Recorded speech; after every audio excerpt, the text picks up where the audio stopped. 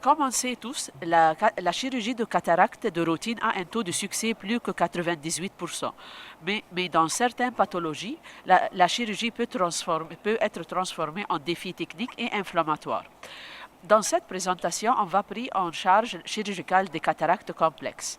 Notre objectif, c'est reconnaître les risques, adapter la technique et minimiser les complications qui peuvent arriver dans certains cas de cataracte, comme la cataracte avec le uvite, la cataracte avec la rétinopathie diabétique proliférante, la cataracte avec le glaucome à angle fermé et la cataracte avec la kératocone. Dans le cas de cataracte chez le patient uveitique, les très importants défis, c'est une inflammation chronique, des synéchies, rigidité irienne et barrière hémato-aqueuse rompue, ce qui peuvent élever le risque élevé d'œdème maculaire cystoïde précipité et ce qui peuvent causer des complications comme la glaucome secondaire, le PCO rapide après la chirurgie. Pour les stratégies de contrôler cette complication et éviter d'avoir les complications qui peuvent arriver, il faut contrôler l'inflammatoire strict 2 à 4 semaines avant et après avec des corticoïdes systématiques et locaux selon la condition du patient. La dilatation doivent être maximales avec l'utilisation de médriatiques et les hooks durant l'opération si besoin. Il faut éviter durant la chirurgie l'implantation de lenticule intraoculaire en sulcus si même il y a une barrière rompue et il faut implanter les lenticules dans la chambre postérieure et surtout en sac pour éviter les complications qui peuvent arriver après la chirurgie. La meilleure technique pour éviter les complications, c'est l'hydrodissection douce et le féco à basse énergie pour éviter la formation d'inflammation. Dans le cas de la cataracte et rétinopathie diabétique proliférante, le risque est très élevé durant l'opération et après l'opération, surtout s'il y a une dense cataracte. La cataracte de rétinopathie diabétique proliférante, c'est un mauvais contrôle glycémique. Il y a une fragilité vasculaire et ceux qui peuvent faire une hémorragie vétrienne. Les fibroses pré-rétiniennes peuvent causer une traction sur la rétinie, un décollement de la rétinie, ce qui peut compliquer l'opération avec une cataracte et la rétinie postérieure. C'est ce qui peut causer un risque de néovascularisation irienne et poursuite de la glaucome néovasculaire. Les stratégies pour éviter les complications qui peuvent arriver dans le cas de cataracte diabétique proliférante, c'est la photocoagulation panrétinienne complète avant la chirurgie si possible. S'il n'est pas possible car la visualisation de la rétine est difficile, on peut utiliser l'anti-VEGF intravitréen 3 à 7 jours avant l'opération pour réduire le risque de néovascularisation et le risque d'hémorragie. On peut combiner la vitrectomie si hémorragie vitrienne ou traction sur la rétine. Et il faut éviter l'hydrodissection agressive pour éviter les complications qui peuvent arriver durant l'opération. Dans le cas de cataracte avec un angle fermé du glaucome, c'est une difficile opération durant l'opération, mais il faut contrôler la pression avant l'opération.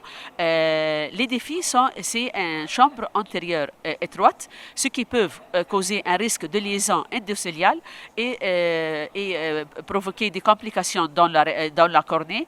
Eux aussi, elles peuvent causer des ruptures capsulaires si on n'a pas un espace pour faire l'opération.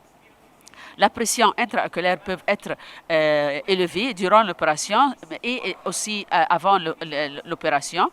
Et le grand risque, c'est que le pupille peut dilater. Pour les stratégies pour contrôler le cas du glaucome le cataracte dans le cas du glaucome à angle fermé, il faut faire une iridotomie ou iridectomie préopératoire si elle n'est pas faite avant. Il faut préparer la chambre avec le viscoélastique cohésif durant l'opération lourd pour maintenir la chambre antérieure ouvert. Il faut utiliser le PhacoShop pour minimiser le temps du ultrasound. Aussi, la phaco seule peut baisser la pression intraoculaire de 3 de 7 millimètres, ce qui peut provoquer un effet thérapeutique. Le lenticule intraoculaire prévoir un lenticule intraoculaire à faible puissance car la chambre antérieure peut s'approfondir. Dans notre quatrième cas, c'est le cataracte avec le kératocone. C'est un défi ou un problème durant la préparation préopératoire et durant l'opération et après l'opération. Les défis, c'est un astigmatisme irrégulier, ce qui peut causer une difficulté durant le calcul biométrique imprécis. Aussi, instabilité capsulaire, car la cornée c'est fragile et quelques opacifications qui peuvent arriver dans le cornée peuvent provoquer une chirurgie très difficile. Aussi, la mauvaise qualité visuelle post-opératoire, même sans complications. Les stratégies pour éviter les complications qui peuvent arriver dans le cas de cataracte avec le kératocone, le biométrie, c'est le IOL Master avec topographie intégrée et formule spécifique pour la kératocone doivent être utilisées pour contrôler ou pour mesurer le lenticule intraoculaire. Aussi, il faut éviter les lenticules intraoculaires toriques ou toriques multifocaux, car les résultats sont imprévisibles et très difficiles à calculer. Il faut privilégier un lenticule intraoculaire monofocal, sphérique et surtout en sac. La pression d'irrigation et aspiration basse pour protéger la cornée, surtout durant l'opération. Et il faut, avant l'opération, une discussion réalistique avec le patient pour surtout les attentes.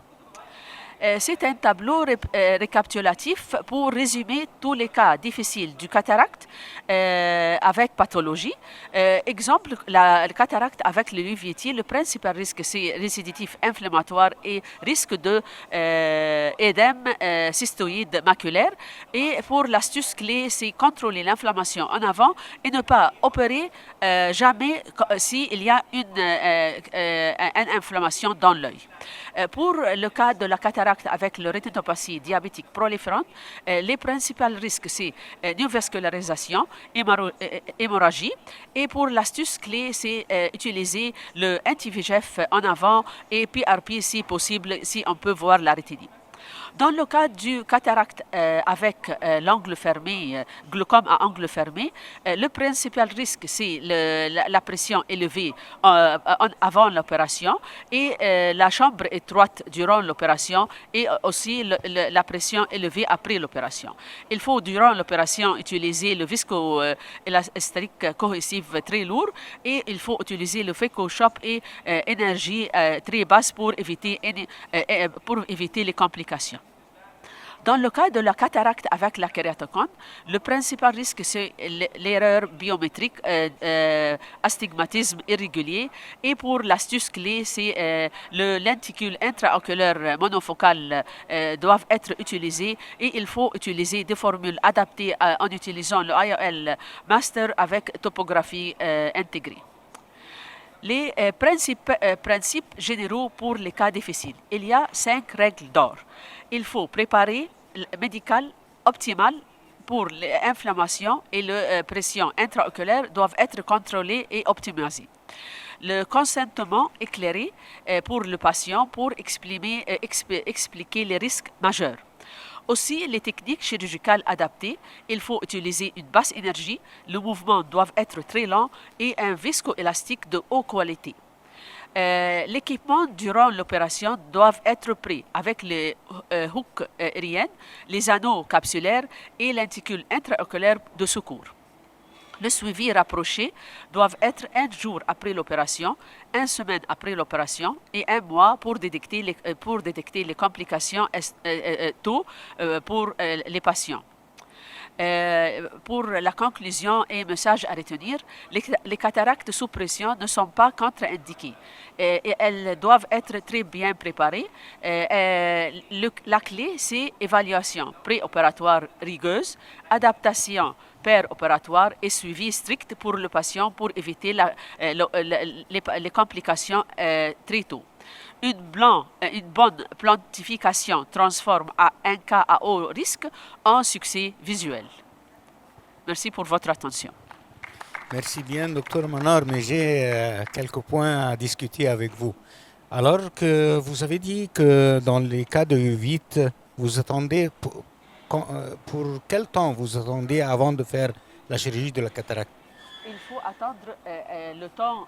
Il faut attendre le temps qu'il n'y a pas aucune inflammation dans l'œil. Il ne faut pas entrer dans l'œil. Le traitement peut prendre 2 mois en avant l'opération. C'est ça que je pense. Pour moi, c'est 3 à 6 mois. Oui. Ce n'est pas avant 3 à 6 mois. Ce n'est pas 2 à 4 semaines. C'est 3 à 6 mois. Alors, un autre point qu'on a des chirurgiens du segment postérieur avec nous, qu'est-ce que vous pensez dans le cas que vous avez présenté avec cataracte totale et la prolifération de rétine? Vous avez dit que vous injectez le anti-VEGF. Est-ce que c'est avant d'injecter le anti-VEGF, vous devez faire une chose? On fait une ultrasound avant l'opération pour... Alors, si vous avez... Oui, je pense qu'il faut faire une échographie. Oui. Justement, échographie B avant d'injecter. Pour être sûr qu'il n'y a pas un décollement de la rétine ou une traction. Voilà. Et après cela, on fait l'anti-VEGF pour éviter les vascularisations qui peuvent arriver. Et après, on peut faire, si la cataracte est seule, on va faire la cataracte seulement. S'il est combiné avec autres complications sur le postérieur, sur la rétine, ils doivent être combinés avec le vitrectomie. Voilà. C'est ça.